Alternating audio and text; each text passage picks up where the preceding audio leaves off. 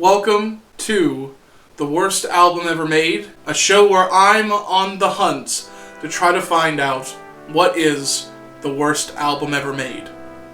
And it's finally time.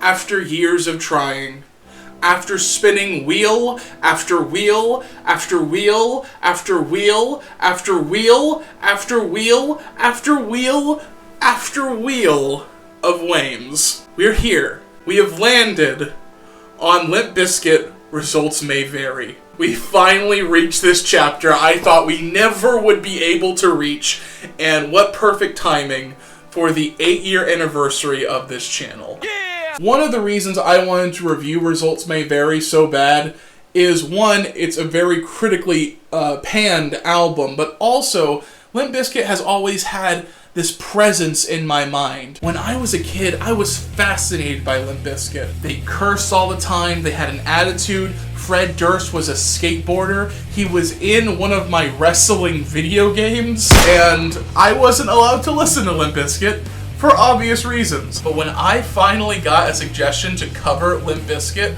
on this show, I knew I had to do it. But before we talk about this album right here, I have to ask the question, who is Limp Bizkit? Limp Bizkit is a nu metal band formed by frontman Fred Durst in Jacksonville, Florida in the mid-90s, known for their obscene lyrics and their aggressive in-your-face style.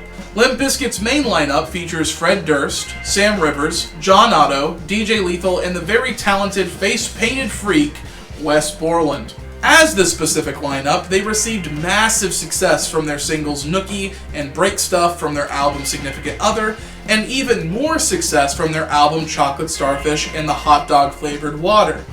This will be their highest selling release to date, selling over 1 million copies in its first week of release. For these 5 dudes with attitudes, things were looking great until the sudden departure of Wes Borland from the group.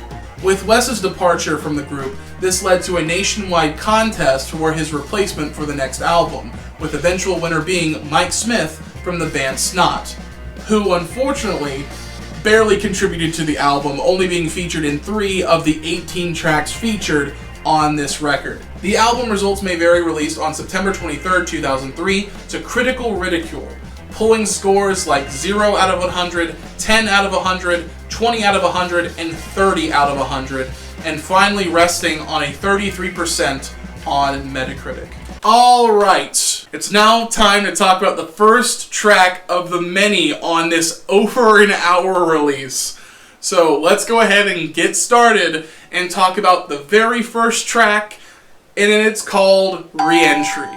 Re-Entry interests me. It's a very simple introduction track that is just getting you in the mood to listen to some more Limp Bizkit. They have the introduction track talk to you like you're at a carnival. There's a big top carnival, you hear elephants in the background, carnival music is ablazing, and there is a barker who is going outside telling, come on, come on, come all, welcome to the Limp Bizkit show, come on in. And I don't think it works. Step right up. Step right up, everyone. Step right up and witness something you will be soon to never forget.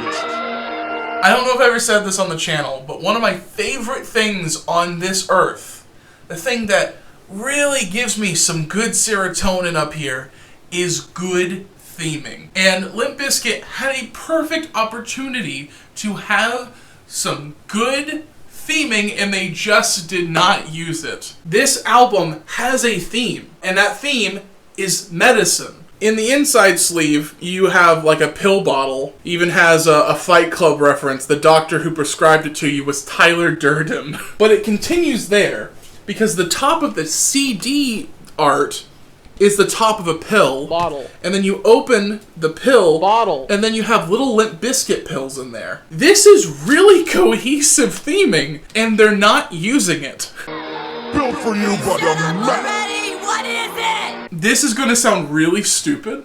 This is the most egregious out of the entire album, is that choice to me. If the song was already recorded before they made the pills, okay, perfect. Make the cover art Carnival. Make the CD art Carnival. Or if you're not going to put any thought into like a theme, don't do anything.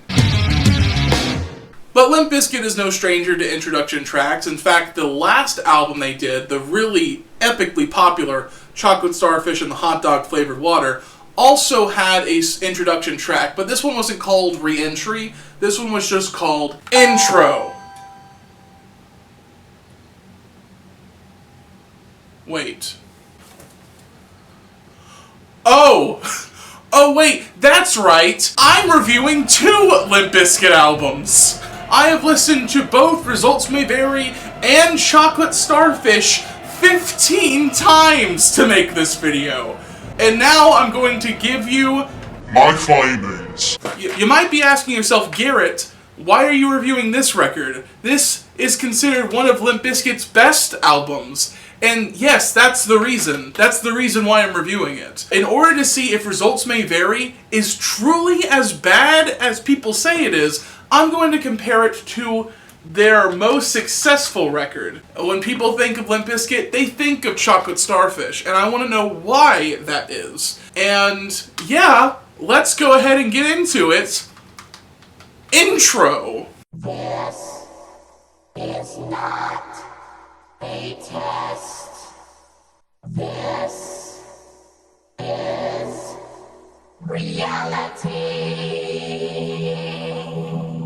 All of my complaints about the theming of Results May Vary goes to bed with Intro.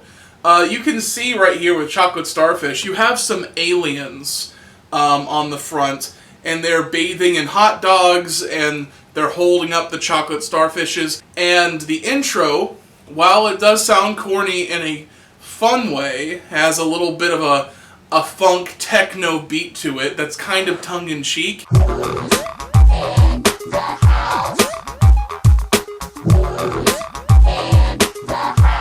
One thing it does succeed with, it does bring alien vibes, which is all I'm looking for the intro. Next up is an infamous track, and we're gonna really sink our teeth into this one. It's called Eat You Alive. If I could approach you or even get close to the scent that you left behind, I'd be fine. So Eat You Alive is about essentially a stalker character who is very infatuated with a girl. He thinks that she's really hot. Her beauty is making him insane. And one of the classic lines from this album, Sniff on them panties. these are just some of the lyrics you're going to hear in this song. And it has a very uncomfortable vibe to it. Part of what makes it uncomfortable is you don't know if Fred Durst is playing a character or actually is writing this song genuinely. If this is about an actual woman who does not feel these feelings about Fred Durst, that's creepy that he wrote the song about her. But if he's playing a character, then it's whatever. It's like he wanted to write like a horror story song about this crazed stalker. But where this song does fail is its music video. And that music video for Eat You Alive is terrible. So in this music video, Limp Bizkit ties up a woman in the woods, screams at her, and she is rightfully terrified. And the police are looking for Limp Bizkit because they just kidnapped a woman. But then the music slows down. Fred Durst says, "I'm sorry, I am being like this. It's just, you're so hot." And then he does a little dance like this. And then the woman's like, "You know what? He might have kidnapped me, but man, what a gentleman." Girl got Stockholm Syndrome in 4 minutes. With Eat You Alive, the guitar playing actually sounds pretty fine. The instrumental of the song sounds really good to me. But the problem is, it just sounds like Mike Smith is just an understudy. The next Limp Bizkit song we're going to talk about on Chocolate Starfish is the song Hot Dog. Truly the real introduction. Intro is its own little thing. Hot Dog is a great opener for this album. In the song Hot Dog, Fred Durst says the word Fuck. about 47 times in this song. Fucked up world in a fucked up place. Everybody's judged by that fucked up face. Yes, it's juvenile, and yes, it's silly, and yes, they just rip off the song Closer. You wanna fuck me like an animal. What makes the song good is it's such a unique attitude. I believe that Fred Durst was just so passionate about making a song that just had a curse word in literally every line of this song.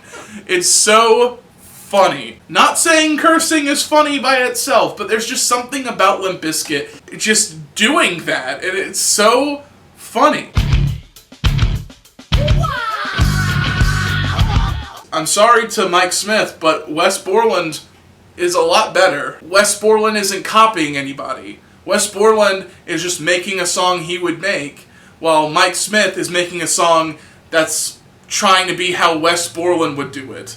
And because of that, you get an inferior product. Results may vary. But with this one, it's genuine. It's exactly what it should be. And that's what makes it a higher quality product.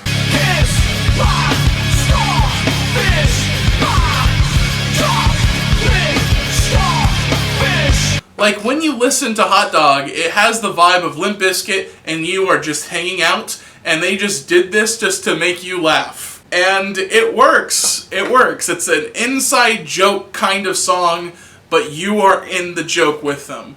And I think it's great. Way better opening than a song about wanting to stalk a woman. I think this is way more fun than that. Alright, next song. It's time for a big heaping tablespoon of generic. This song is called Gimme the Mic. I'm going to straight up say this right from the get-go. I'm not essentially looking for quality here.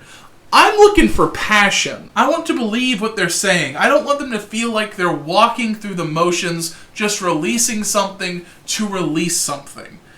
And Give Me the Mic has that feeling. Give me a mic, y'all. Give me a mic so I can rock it right, y'all. I'm out of sight, y'all. I'm out of sight, y'all. I'm out of sight when I'm blowing up the mic, y'all. So what Give Me the Mic is about is Fred Durst is saying that all the stuff that's on the radio now has no bite, no drive. What you need to do is you need to give Fred Durst the mic, and he's going to show you how to rock it right, y'all. The song just seems uninspired. The whole song just seems like Fred Durst is on autopilot. A crazy, crazy man with the crazy, crazy plan to destroy all you crazy ass wannabe fans. The ending is just so boring. Give me a motherfucking mic, y'all. Give me a mic, y'all. Give me a mic so I can rock it right, y'all. I'm out of sight, y'all. I'm out of sight, y'all. I'm out of sight when I'm blowing up the mic, y'all. You know it. There's no substance here. None whatsoever. And it makes me want more because I know Fred can deliver more. Next song is called My Generation. Now, I don't know if people know this or not, but Limp Bizkit is just filled with a bunch of dorks. And I don't mean that in a mean way. I actually think that is a very charming aspect of Limp Bizkit that is not covered when people talk about Limp Bizkit. The name Limp Bizkit in itself was made to throw people off and made them not want to listen to the band because they wanted only hardcore nerds to listen to them. And another thing about Limp Bizkit is how they reference and quote other bands. Like, My Generation was, Fred Durst was like, you know what? Let's make a song that references one of my favorite Who songs. Can you feel it? Generation. Fred Durst just in all these songs has an inherent need to reference material that he loves and put them in the songs that he is writing. Welcome to the jungle, punk. Take a look around. It's Limp Bizkit fucking up your town. I know full well if Fred Durst was born 20 years later, he would have had a DeviantArt account, he would have had a Tumblr, he would have written fan fiction. I know he would. In the song My Generation, instead of being talked about the Who's generation, it's talking about Fred Durst's generation. Generation X. It's just saying, I don't really care about authority because the authority doesn't care about me. I want respect or I'm going to take it from you. We won't ever give a fuck until you don't give a fuck about me and my generation. Fantastic fantastic song. I like it. It gets stuck in my head a lot. And I love the energy and passion that Fred Durst brings on this performance. Next song is called Underneath the Gun. This right here is more like it. It doesn't sound like a Limp Bizkit song, but I feel that there's actual passion in these words. Searching for something that's better than home. I've been working so hard. A lot of Limp Bizkit faithful turned on Limp Bizkit for this album, mostly because it's different sonically. It doesn't have as much bite and edge to it as the previous records. I think it's a good change of pace. And I'm underneath the gun. If you don't feel like writing that kind of pumpy, in-your-face attitude-like songs, then you don't have to. Because if you're not feeling it, you shouldn't be forcing yourself to write it. And Underneath the Gun, I think sounds better because it sounds more genuine to how Fred Durst is feeling. Underneath the Gun is a song about suicide. It is a song about when everything is so bleak and awful. You think to yourself, wow, what am I gonna do? And that's one of the thoughts that pop into your head. And then trying to deal with that. Like, oh, holy crap, I just considered that.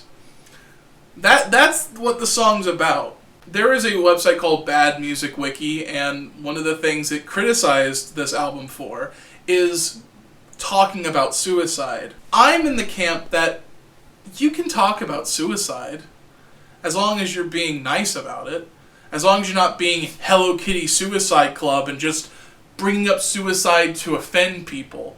Fred Durst is not doing that. And this is just speculation, but I think this came from Fred Durst's own experiences.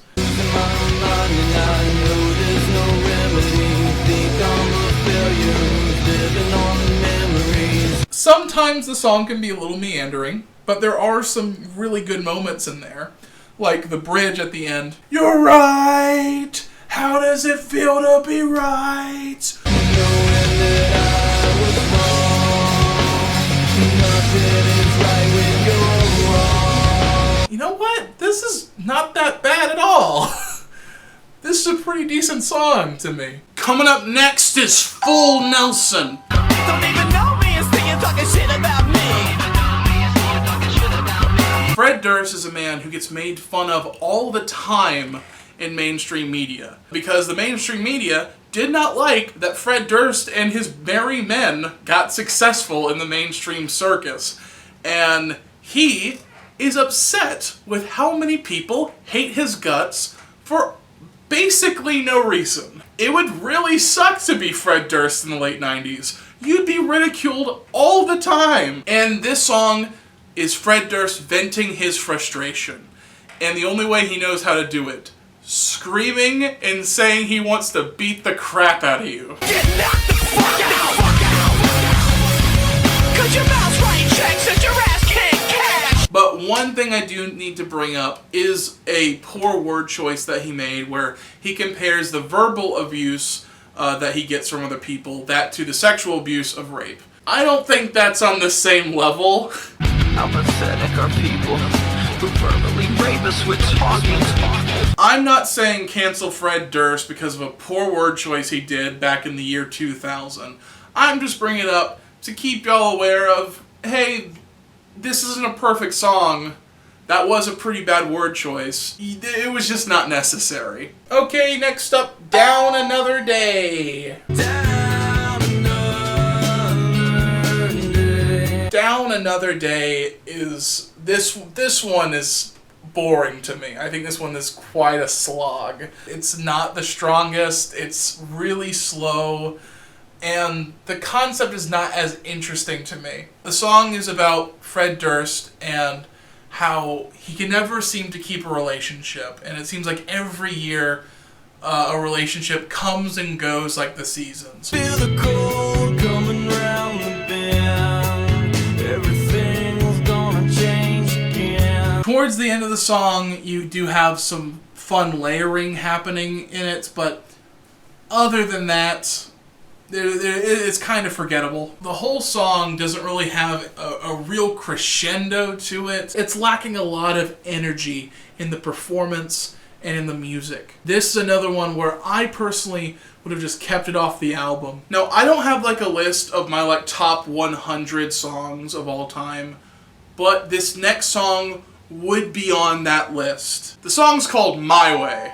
And why is that, Garrett? Why the hell would My Way by Limp Bizkit be on your top 100 favorite songs of all time? And that is because of this one fact. It was the theme song to WrestleMania 17. What many wrestling fans consider to be the best WrestleMania ever. And that's going to mean nothing for a majority of you in the audience, but to me, this is the reason. 100% nostalgia is the reason why this is. The song choice for WrestleMania 17 was phenomenal, and every bit of the song has a different context when you think about it in a wrestling platform. Yeah! This time I'ma let it all come out. This time I'ma stand up and shout. I consider the song perfect. I would change nothing about it. It is simple in concept, but they execute it perfectly. When I was listening to this album over and over and over again, I never got tired of hearing it. I could listen to this song every day for the rest of my life, and I think it would only get annoying about half the time. Next song is called Almost Over. Learned how to rap as a little boy. Took a lot of crap as a little boy.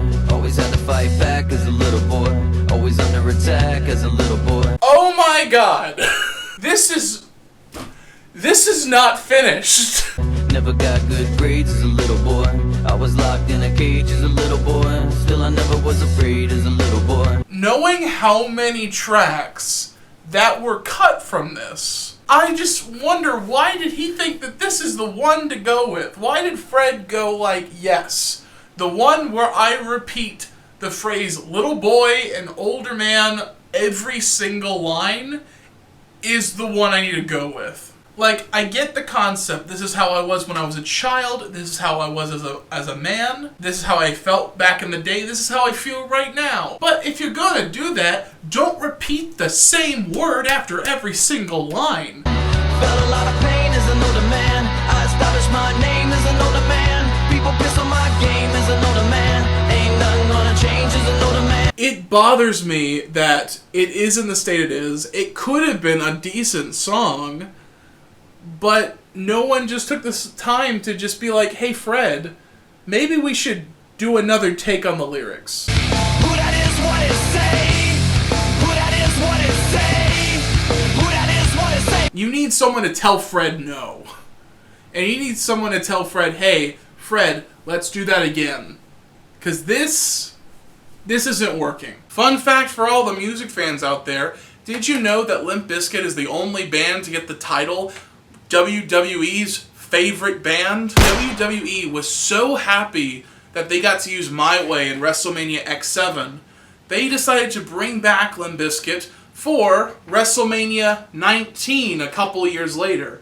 And in this pay-per-view, Limp Bizkit performs twice. They have the theme song that they perform called Crack Addict, which was a cut song from Results May Vary, but they also perform the next song we're going to talk about, Roland.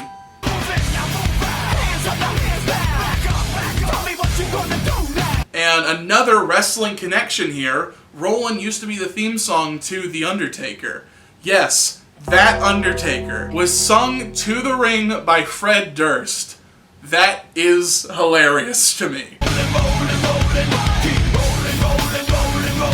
What is Roland about? Well, it's a party anthem. A party anthem telling everybody how awesome Limp Bizkit is.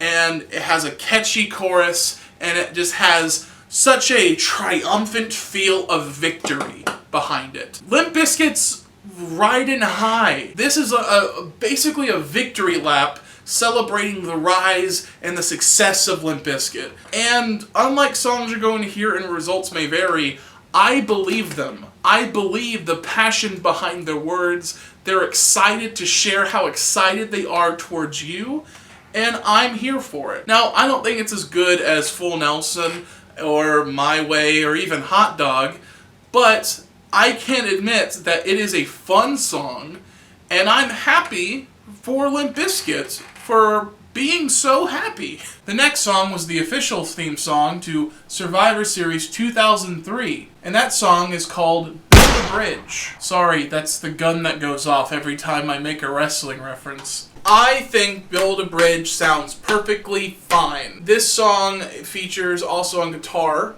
It features Head from Korn on guitar here, and I think he also does a really good job.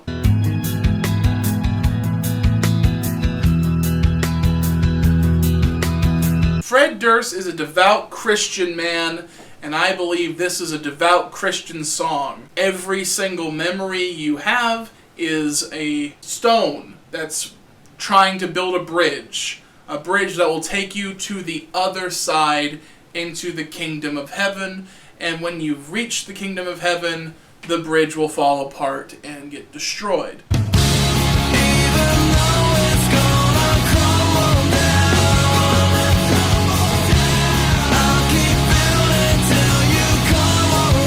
What Fred Durst and company is saying on that is not really saying anything. They're just saying, hey, time is passing, and we're gonna die one day. Build a bridge of memories, stretch it out overseas. I think it does what it's supposed to. An emotional ballad on the record. It sounds okay. Next song is Livin' It Up. Livin' It Up is a strange concoction because they just take the Eagles' Life in the Fast Lane and they make that the main sample of this song. Dedicated to you, Ben Stiller. You are my favorite motherfucker. It is tonally strange because I know Life in the Fast Lane very well, never heard this song, and when I hit play and that's what played, I was like, this is weird. Hell yeah, I'm living life in the fast lane. And over time I got used to it, but I still think it doesn't quite work to my taste. The song is another triumphant song, just saying like, I'm not giving a fuck, I'm living life to the freaking fullest. I am Fred Durst and I will never say die. I'm the starfish, you silly motherfucker. Puff puff, give the marijuana cig. Oops, I don't even smoke, but I love the way it smells. I do think it is the weakest song so far that we've heard, and it's just okay. Very strange little thing. Wasn't expecting to hear the Eagles in a Limp Bizkit project, but here we are. Next song is Red Light, Green Light. Red light, green light. Red light, green light. Red light, green light. Red light, green light. This song had no reason to be bad. Limp Bizkit has a nice beat. The chorus, I will admit, is catchy, and you got Snoop Dogg on the track, and he's doing the best he can. It's just Fred Durst. Keys, baby.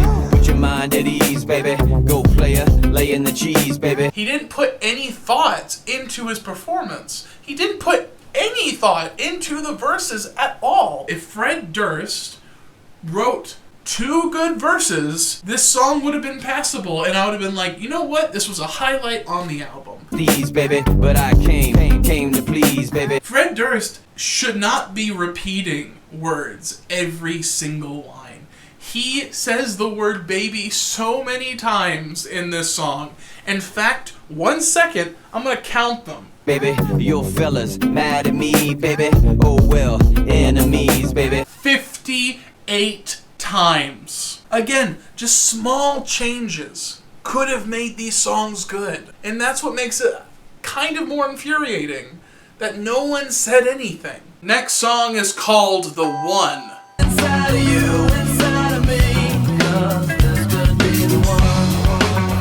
Now, I will admit that with Chocolate Starfish, it is kind of weighted more on the front half of the record instead of the back half. I do think The One is one of the weaker songs, But even if it's weak, doesn't mean it's not good, and I still think that The One is a good, solid song, just a bit more forgettable than the other tracks on this record. The One is a simple love song, but the twist here is that both parties don't feel like committing to it because they don't know how the other person feels. Maybe I'm the reason why you cry at night before you sleep. If there's one thing that Limp Bizkit can do is make a compelling chorus. Like this one, like This could be the one.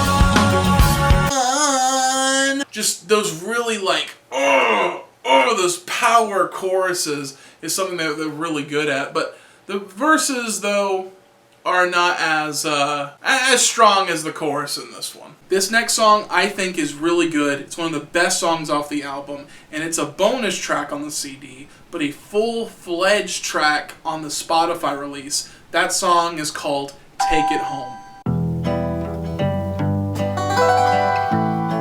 Give it up, give it up, give it up. Take It Home is a great sounding song. It's like a mix between like an acoustic cowboy romp, and then you have some funky bass that just ripples throughout the whole thing.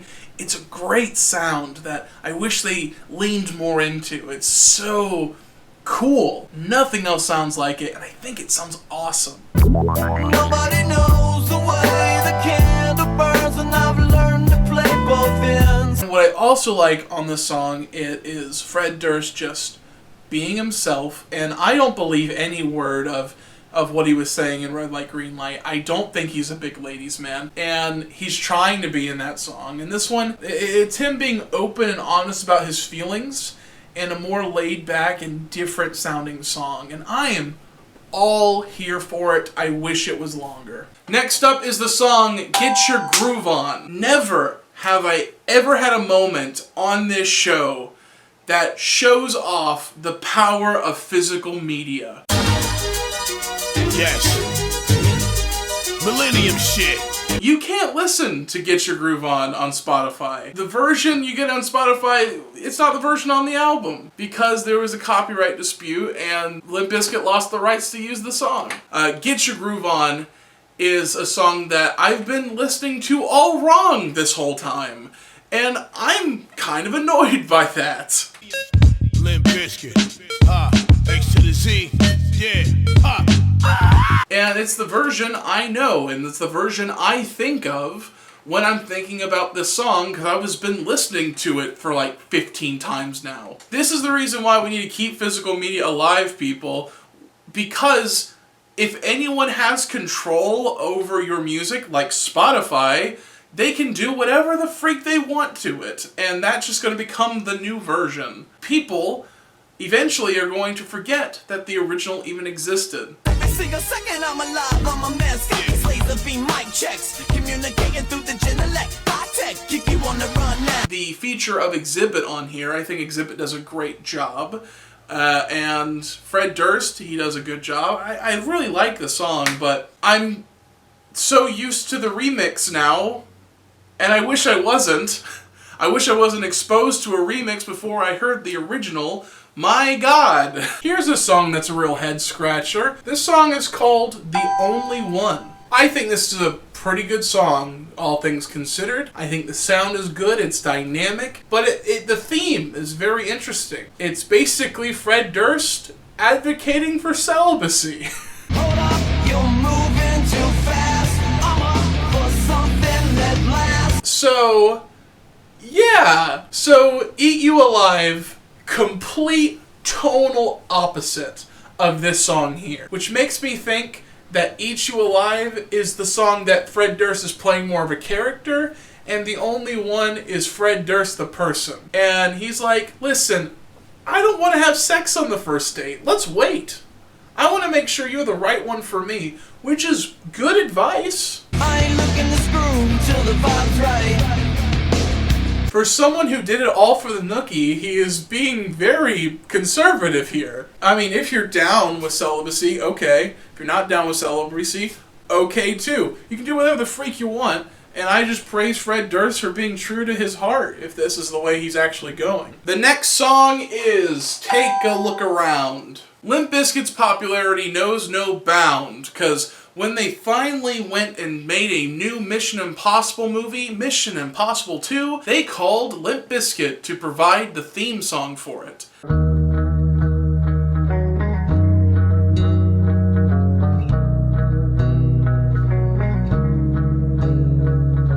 Yeah, when you listen to it, you're going to listen to the Mission Impossible theme, but Limp Bizkitified. And it sounds great.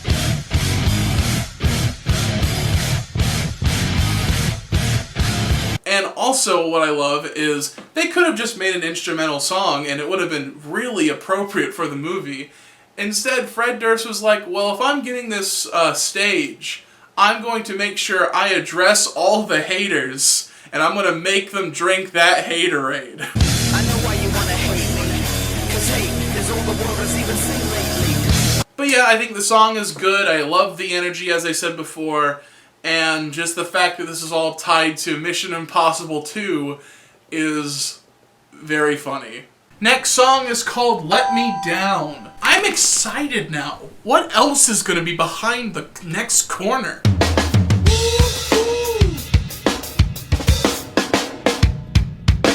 Results May Vary is such an interesting release so far because it seems like every song we're just peeling back the different layers of Fred Durst's psyche, and there's a lot to unpack with Let Me Down. Just throw it all away.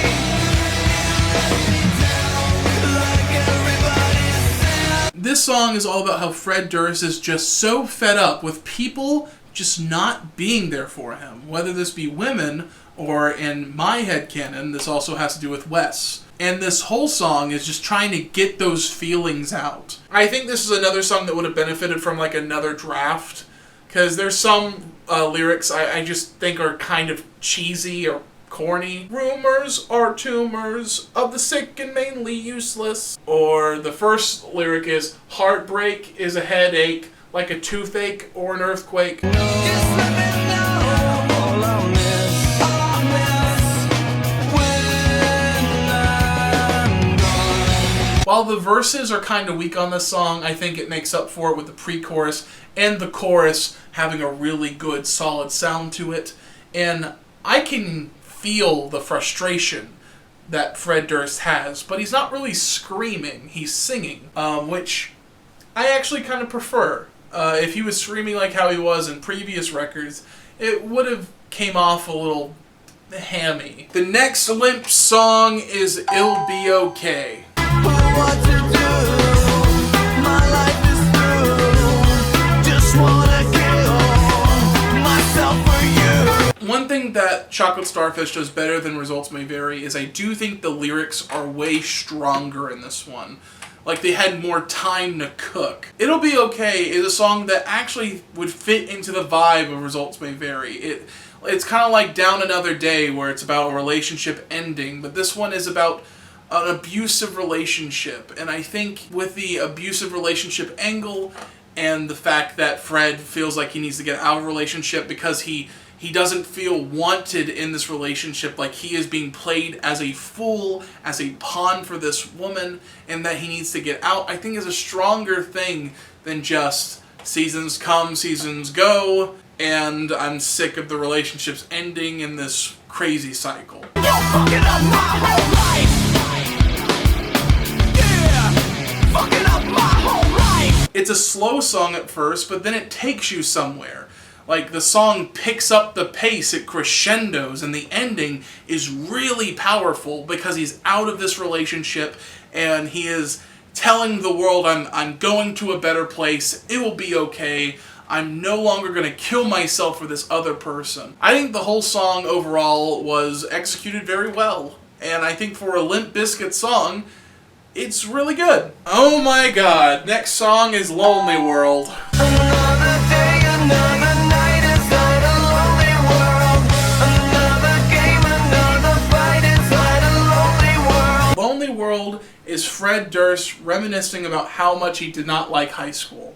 Or that he really liked high school. With a title like Lonely World, you think it sucked, but he actually talked about how he liked the experience. He had a girlfriend and they made love on the creek, but he also hated being a target of bullying once in a while. Basically, he had the high school experience, and he just decided to call his song Lonely World. High school, man, I hated high school. It was like prison, with bullies always putting me down. Just a little skater boy they could pick on. I learned to forgive them. Now I got the balls they can lick on. Listen, Fred Durst, I just want you to know, it's high school, it's public school. Every person on this planet was bullied one time or another.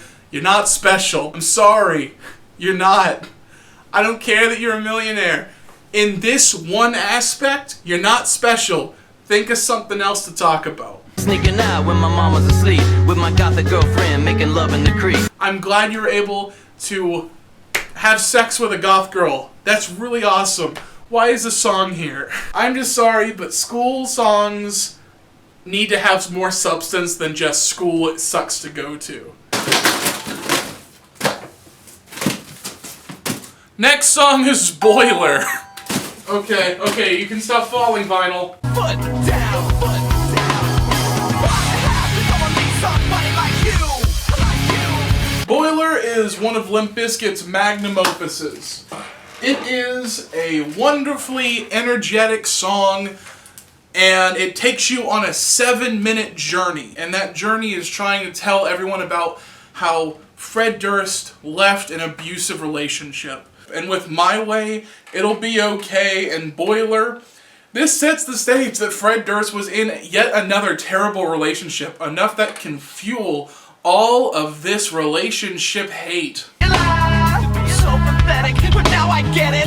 What's done is done. I know you just leave it alone. You don't regret it. The music video is batshit insane. Fred Durst goes through like a horror movie surrealist art piece, and there's one part where it gets animated and Fred Durst is face to face with the characters off of the album cover. Did not see that coming. Did not see a Pink Floyd's The Wall reference and all of these aliens get chopped up and turned into hot dogs. What the literal hell? But yeah, it's fun, and there's so much power in Fred Durst's delivery of the why.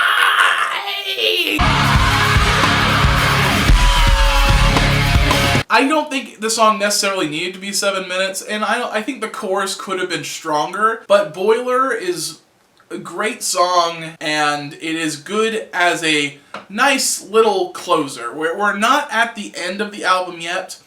I would say I wish this was the final song off the album, but it's fine. It's fine. Garrett, why can't you make a video without having something fall? Next song is called Phenomenon! Phenomenon! Come on! Phenomenon makes me so sad. Years ago, I made a video called Do Mood Rings Actually Work? And on that video, I received multiple comments, and the reception was very mixed, much like this album I'm reviewing. And one comment in particular has always stuck with me. And this song, every time I hear it, I think of that comment. And it said, "You can't pretend to have fun." Going cause you ain't living like the biscuit. You're just sitting on the sidelines. You're just a fake kid. If there's a title, then I'll take it. I don't believe Fred Durst is having a good time here. I think he's lying to the audience, and especially he's lying to himself. I don't believe any word of this. He is trying to say, no, everything is fine. Limp Bizkit's here to stay. We're on top of the world. We never needed our lead guitarist. Everything's fine. Ooh, yeah, kinda feeling horny. Who that is, what it say, what it look like. Everything about this song, I just think Fred Durst is singing this with the most tired eyes ever. Because I've seen him when he's happy. I've listened to him when he's happy. This is not a happy Durst. Next is Hold On.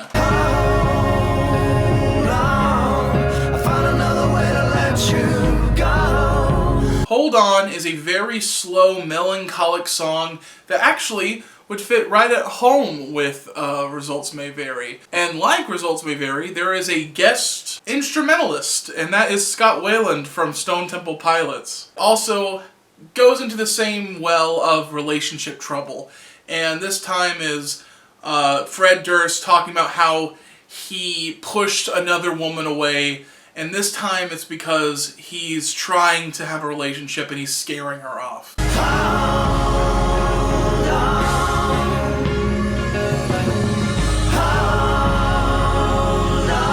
Fred Durst is a devout Christian man, and I do hear a gospel influence on this track a little bit. It has a place here. I wouldn't have placed it specifically in this spot. Again, I would put Boiler a little bit further and push this up a little bit more on the track listing if I had my way. I think it is a good break from all of the screaming and in-your-faceness that the album gives you. I think having a song that pulls you back, calms you down a little bit, is really nice. Okay, next song is Creamer, Radio is Dead.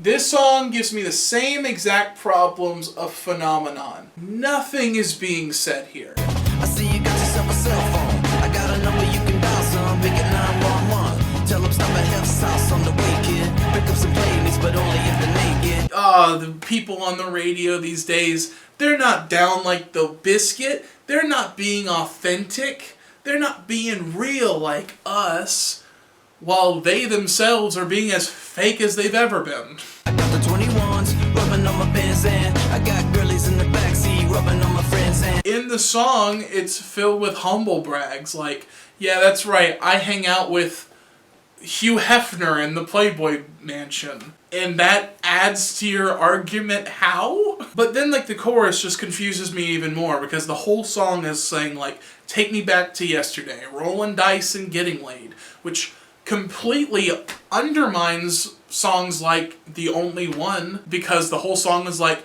listen, I don't want to have sex right now. Sex is not what I want. I want to have a stable relationship. I don't really care about sex as much as a good, stable relationship. And then you have Lonely World, which is about like how he hated being a kid, right? Because he hated being bullied, but he wants to go back to how he was when he was bullied. If the song is about how he doesn't like the songs on the radio, give me examples. Talk about it. The next song is called Roland.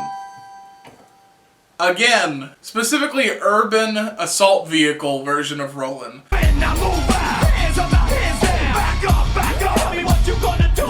This was featured on the Fast and the Furious soundtrack, and it features the talents of Method Man, Redman, and DMX. The beat sounds fine. I think the features do a great job on this song. Just, I gotta say, why is this Rollin'?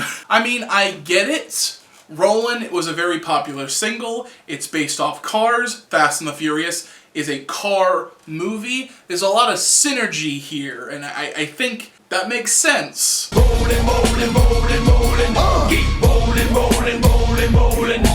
What Roland does, it takes most of the lyrics in Rollin' and put them into this song, but they also add a bunch of lyrics to it. And not the features, Fred Durst adds a bunch of new lyrics to the same song. It feels weird to listen to, especially in like the same hour you listened to the last one. And I don't like this as much as I did the first one. Now when we roll, you motherfuckers tucking your gold, cause for the platinum, I'm jacking niggas up in limo. Go ahead and make a new song. Don't just make it the same song as the other one. Or keep the chorus the same and then just make all new verses. It's a weird Frankenstein monster of a version, and I think it would just been better if you just made a new song. And I don't think belongs here. I think this could have been just released as a single, taken off the album, or even have been a bonus track on a different release, but not the main release. The next song is a sound I really, really like, even though it is heavily inspired by System of a Down and Rage Against the Machine. That song is called Head for the Barricade. Stick 'em, yeah! The whole song is like, I'm sick of being pushed in a corner and everyone saying they hate me. I've been, complaining about the songs off of this specific record, but I don't hate Fred Durst. I think he's made a lot of poor decisions, and one of them is in this song, but I do think that he is an over-hated individual. Getting crowded in my spaceship, living in a dream, running from a hate machine, you know it's... But what he did do is something I am not 100% down with, and that is he referenced his own pain to that of Columbine. You gotta know when to stop and don't go over the top, cause there's a chamber deep inside the brain. I mean, bullying was one of the things that caused Columbine, but that doesn't mean you have to reference it, especially with how recent that tragedy was. This was only 5 years since the incident. So if someone was a freshman during Columbine, they just graduated. Not a smart thing to do. But other than that, I think the song sounds nice. I think the chorus is fun, even though it's simple. It's simple, fun, and I like it. Is it for the barricade? Finally, here we are. It's the last track off of Chocolate Starfish and the Hot Dog Flavored Water, and it's simply titled Outro. And boy, is this a waste of time. Bring it on.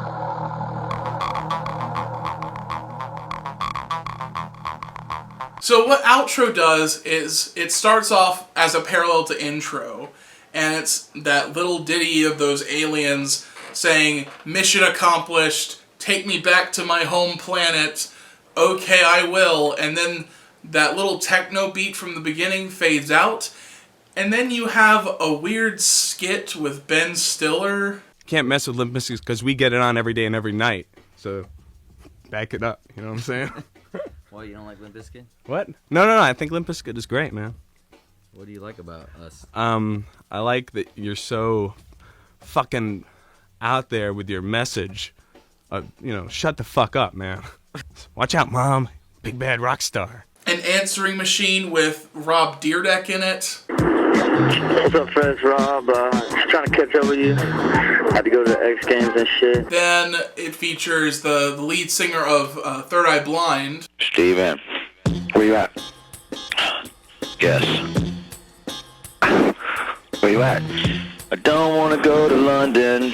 In London? Yeah. It's like a podcast. And while fans of Limp Bizkit might get something out of this, I'm getting nothing out of it. When you're doing a project like mine and you have to repeat this album over and over again to get to your listens, I was just like, oh my god, why?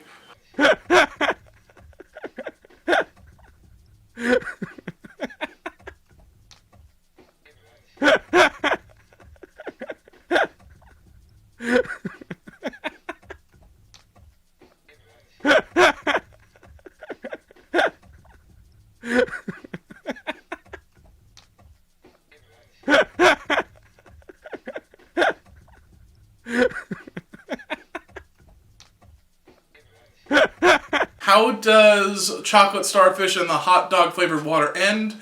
With a whimper. But I would have preferred a bang if Boiler just ended the whole album. I think I would have liked that a lot more. But yes, now we are done with Chocolate Starfish, so let's just plow through the rest of Results May Vary. Next up is a very popular cover from Limp Bizkit, the thing that got the most airplay out of anything off this album. It is Limp Bizkit's cover of The Who's Behind Blue Eyes. No one knows what it's like to be the bad man, to be the sad man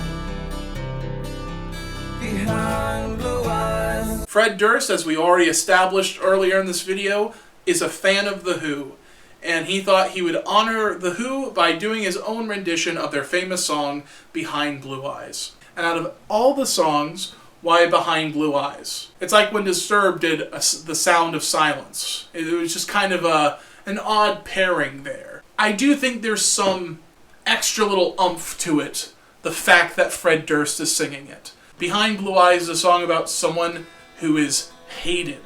I would say Fred Durst is a very hated person in the music community, and him singing it, you can tell he's singing it because he feels like he needs to. But my dreams, they aren't as empty as my conscience seems to be. Personally, I don't think the speak and spell that they used in the song was necessary. I think I would have cut it.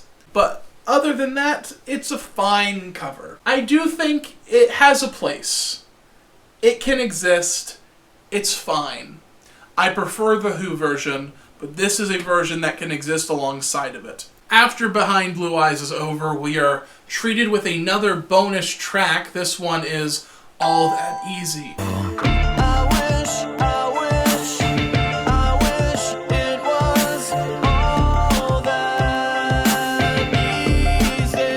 Whatever. Really, this song doesn't really add anything to the album, and cutting it would have really helped this album's massive runtime. Would we really lose anything if we never saw it? I don't think so. Okay. We've had our fun with Results May Vary. This is the last song, and I think it is a really good ender to this album, and that song is called Drown. As I said before, I'm not looking for quality, I'm looking for passion. I'm looking for Fred Durst to be honest with me. I don't want the fakeness of Phenomenon. I don't want that garbage that was on Creamer. I want how Fred Durst is, honestly and truly, right at this moment. And here he gives it to me.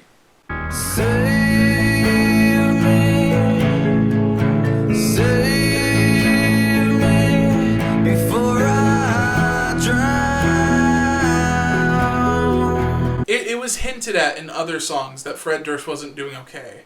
He talked about how much he cries. He talked about how he feels like a lot of people have abandoned him. The relationships that don't work out. He's not in a good state mentally. And in Drown, he feels like he's at the end of his rope. Sometimes I feel like a fool, 'cause I'm so uncool. And it makes me feel terrible talking so ill about this record, because it's true. It sucks to be Fred Durst. You've done nothing but try to make it in an industry that does not want you in it. And you try your hardest, but you're just that same nerdy kid from North Carolina who's really into music and no one cares. Fred Durst is so passionate about music. He wants so badly for this to work. It's heartbreaking. Forgive me.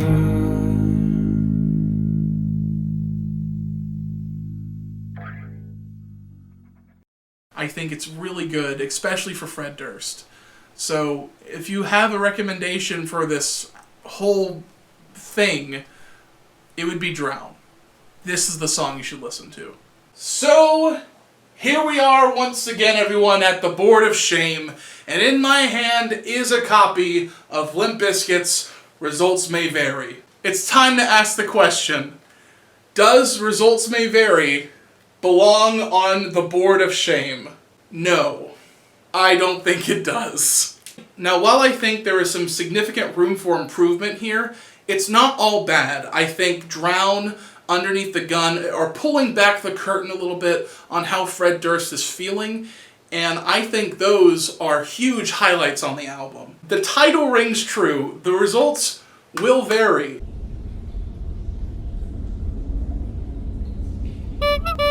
Sometimes you might get a really good song that's really insightful, and other ones you'll have them just kind of going through the motions. And those are the ones I would avoid when listening to this thing here. Also, it should go without saying, but Chocolate Starfish also doesn't go on the Board of Shame either. Thank you, everybody, for sitting through this Limp Bizkit double feature.